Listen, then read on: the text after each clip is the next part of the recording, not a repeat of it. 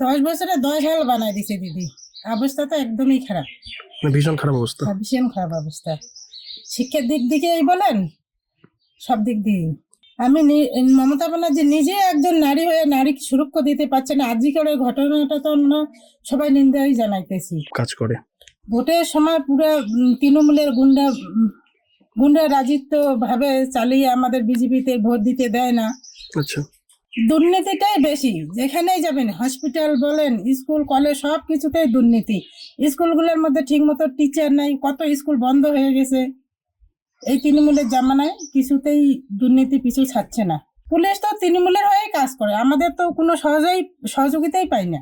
তৃণমূলের বিরুদ্ধে সাধারণ গেলে কোনো মানুষের কিছু কথা তো পুলিশ শুনেই না। দেখুন, প্রথমত হলো এই যে যোগ্যরা চাকরি পাচ্ছে না, অযোগ্যরা চাকরি নিচ্ছে, এর জন্য তো এটা নিন্দাই প্রতিবাদ জানাই। আচ্ছা, যোগ্যরা কত হেনস্থা হয়ে রাস্তায় ঘাটে চাকরির জন্য আন্দোলন প্রতিবাদ করছে, পুলিশ ওদের উপরেই লাঠিচার্জ করছে। বর্তমানে এই রাজ্য সরকারের হাতে কোনো চাকরি নেই, আছে শুধু ভাতা। হ্যাঁ, তাদের হালে তুলে দিচ্ছে 1500 টাকার ভাতা, বেকারদের শুধু ভাতাই।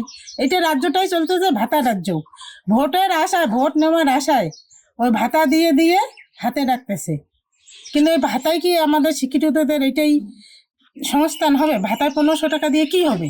দীর্ঘদিন থাকার এটা তো লজেই হয়, ক্ষতিই হবে। ওরা তো ওদের গুন্ডা বাহিনীর থেকে আরো এগিয়ে যাবে, ওরাও ক্ষমতায় আছে, ক্ষমতার বলে যা খুশি তাই করতে পারে। বিরোধীদের কোনো সুযোগ সুবিধা নেই।